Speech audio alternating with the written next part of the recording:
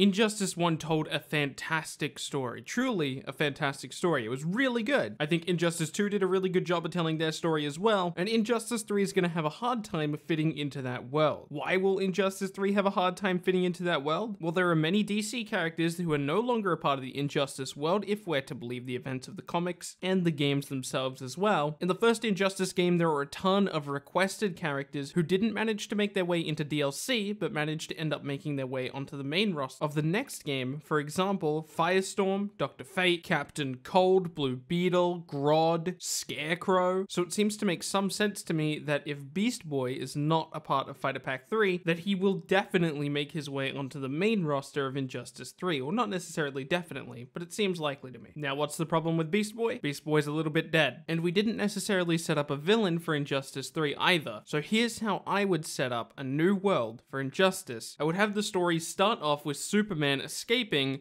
the Phantom Zone. He escapes the Phantom Zone with an assortment of villains who were previously in the Phantom Zone. This could be a way to use Zod in the story, perhaps, or various other Superman villains. I think Zod is a cool character, but doesn't necessarily justify a slot on the main roster, so having Zod be in the story is a good way to make him a premier skin for Superman, if that's something they want to do. If not, probably don't need to have Zod help him. Just have Superman escape from the Phantom Zone, and then have like one of those screens that pop up that say 5 months later, or even a couple years later, cut to a shot of Batman, Supergirl, The Flash, and Blue Beetle, and I guess you can throw Harley Quinn in there as well, all running away from the regime, who have retaken over the entire Earth. Cut to a shot of Batman running into Superman, and Superman snapping Batman's neck. Cut to another shot of Robin finishing off Blue Beetle. Finally cut to Barry Allen, who's shocked about all of this. He then stares into nothingness and gets a serious look on his face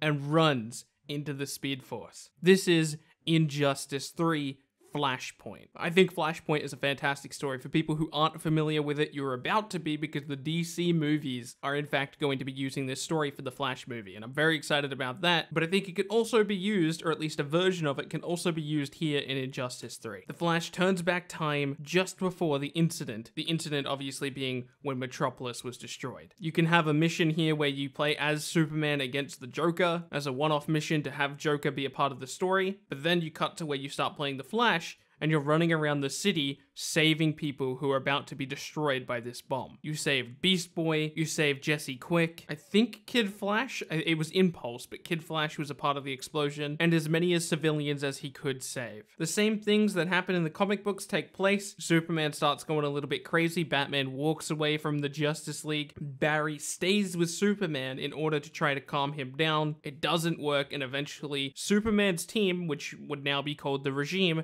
kills Barry. Obviously, you would need to set up a story motivation for them to kill him. Maybe he gets in the way of something. Maybe they accidentally kill him. Batman's team finds out about this. The Insurgency finds out about this. The Insurgency can consist of, Green Arrow, because he's not dead yet in this timeline. Beast Boy. Blue Beetle and Firestorm can't be there because they showed up in the story later, according to the events of everything that happened. But you can have Black Canary. Black Canary's still alive at this point. Black Lightning is still alive at this point. There's a ton of different characters. The entire DC world at this point is alive, so you can use whoever you want on that team, and this is the story you tell in Injustice 3. It's effectively a prequel, because we're telling the events of what happened before the first game, but we're also sort of telling the events that happened after the third game. I think having Barry die in the story, whilst being obviously an incredibly sad moment for me as a massive Barry Allen fan, is a really good storytelling device, because it's also another way to incorporate a new speedster onto the roster, which I think should be Impulse or Kid Flash. Now, NetherRealm can go in two different directions with this, whether it be a passing of the torch and creating an entirely new moveset, or if you just want Kid Flash to effectively be a premier skin for the current Flash kit that's in the game.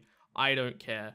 I just want more speedsters. Obviously, I don't have an exact script for this video, but I did want to lay out a basic foundation of how they can tell the story in Injustice 3. Let me know what you guys think of my story idea. It's something I thought about this weekend, and I wanted to present it in a video. If you don't like my idea, that's fine. We all have our opinions. This is my dream scenario for Injustice 3, though. I'd be interested to hear what you guys have in store for Injustice 3. What would you do if you were in the writing chair? Again, thank you guys so much for watching this video. My name has been Bilbzy, and I will see you in tomorrow's video.